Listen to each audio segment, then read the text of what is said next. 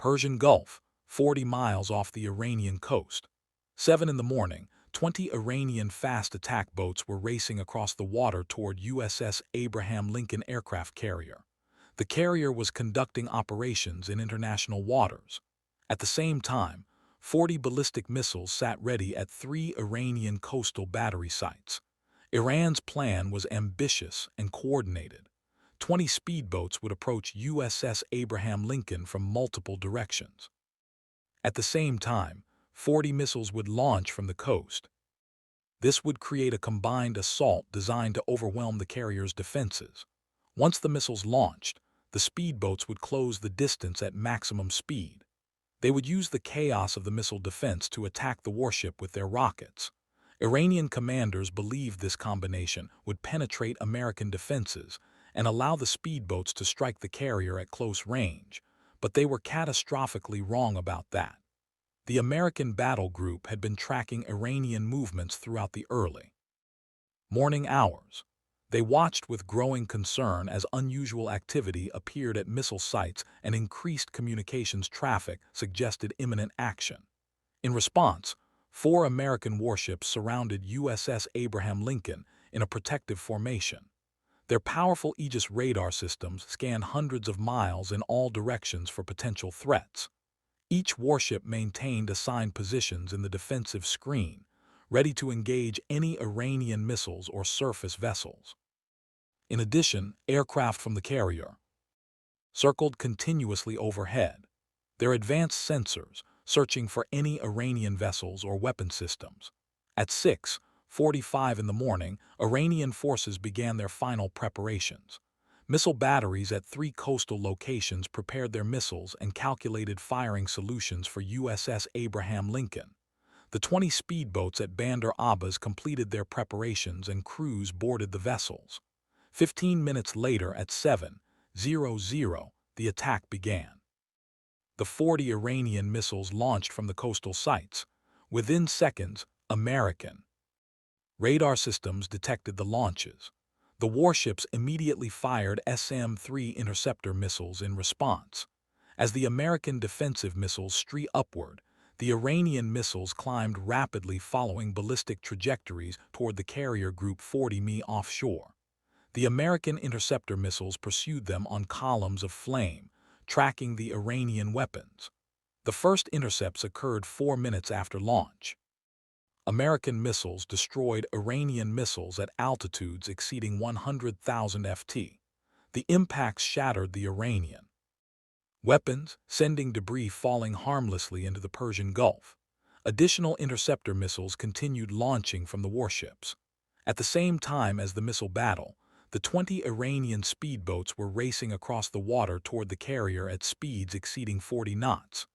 Each boat carried a crew of 4 to 6 personnel and was armed with machine guns, rocket launchers, and small anti-ship missiles designed for close-range attacks. The boats spread out in a wide formation to approach from multiple directions, making it difficult for the American ships to concentrate fire on any single group. American warships engaged the speedboats with naval guns as they closed to within 10 mi of the carrier. 5 guns aboard the warships fired at the approaching boats, creating massive water splashes around the Iranian vessels. Several boats were hit directly by the naval gunfire and disabled. They slowed dramatically or began to sink as their crews abandoned the damaged vessels. The remaining boats continued their high-speed approach despite the intense defensive fire. By 7:10, American defensive missiles had destroyed 32 of the 40 Iranian ballistic missiles. The remaining 8 missiles continued descending toward the carrier group on steep trajectories. The ships employed close-range defensive systems as the final line of defense. USS Abraham Lincoln fired rolling airframe missiles from launchers mounted on the carrier's island structure.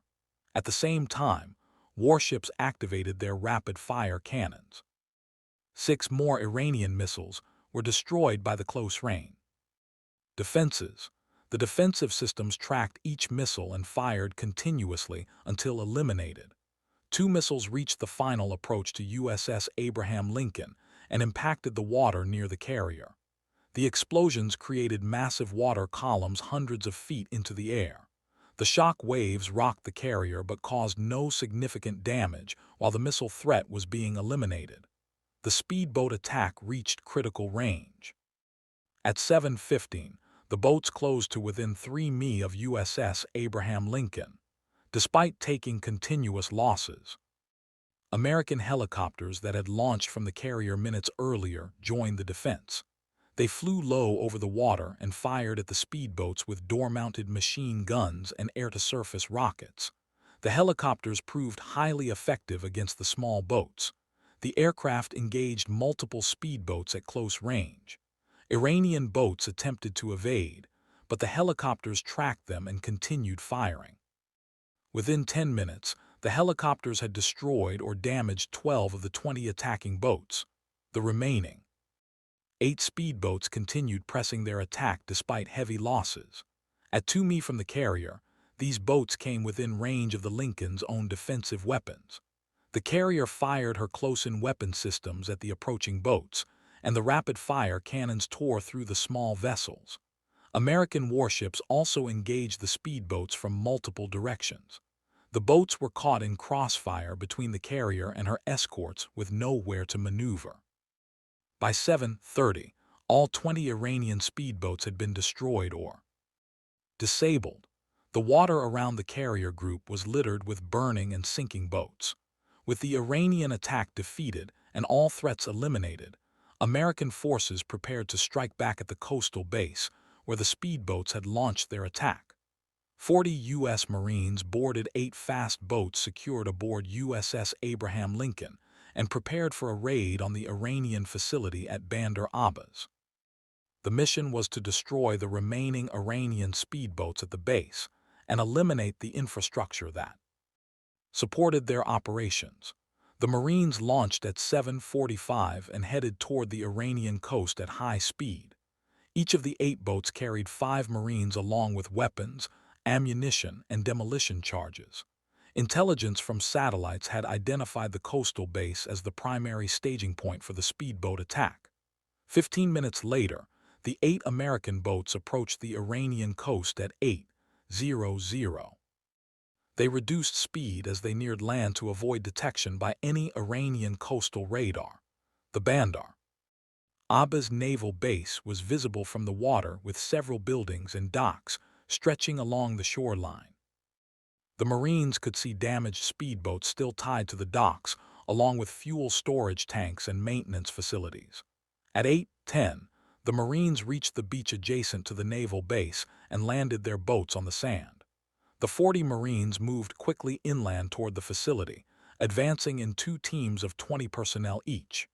Iranian security forces at the base numbered approximately 60 personnel. However, many had been focused on responding to news of the speedboat losses and were not prepared for an American assault.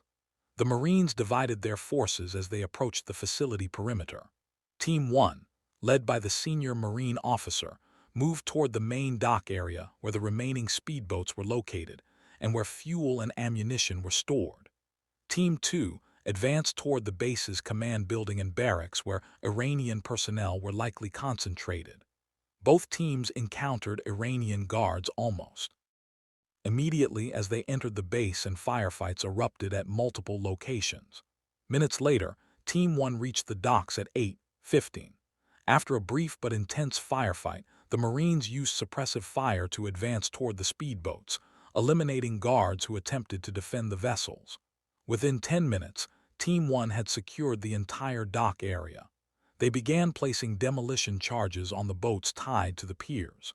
Additional charges were placed on fuel storage tanks. At the same time, Team 2 assaulted the command building after encountering determined resistance. The Marines used breaching charges to blow open the reinforced doors. They then cleared the building room by room, securing Iranian personnel and gathering intelligence documents. The 3-story building was completely secured within 15 minutes, with Iranian personnel either surrendering or being neutralized. By 8:45, both Marine teams had completed their primary objectives and secured all designated areas of the Iranian naval base. Demolition charges had been placed on vessels at the docks, the command building's critical infrastructure, fuel storage facilities, and several maintenance buildings. The Marines withdrew to their boats on the beach, carrying captured intelligence documents, computer hard drives, and communications equipment. Once clear of the base at 9:00, with all Marines safely aboard their boats and moving away from the coast, the team leader triggered the demolition charges remotely. The explosions occurred in rapid succession, destroying the Iranian vessels in massive fireballs. The command building collapsed as charges detonated throughout the structure. Fuel storage tanks erupted in spectacular explosions that sent flames hundreds of feet into the air. Additional fires broke out across the base, creating thick black smoke visible for miles along the Iranian coast. American casualties from the operation were light. 12 sailors sustained minor injuries while defending the carrier from the missile and speedboat attacks. 3 Marines were wounded during the assault on the coastal base, with one requiring immediate medical attention for a serious gunshot wound to the leg. Iranian losses were significantly higher. Approximately 130 personnel were neutralized during the missile attack, speedboat assault, and the Marine raid on Bandar Abbas.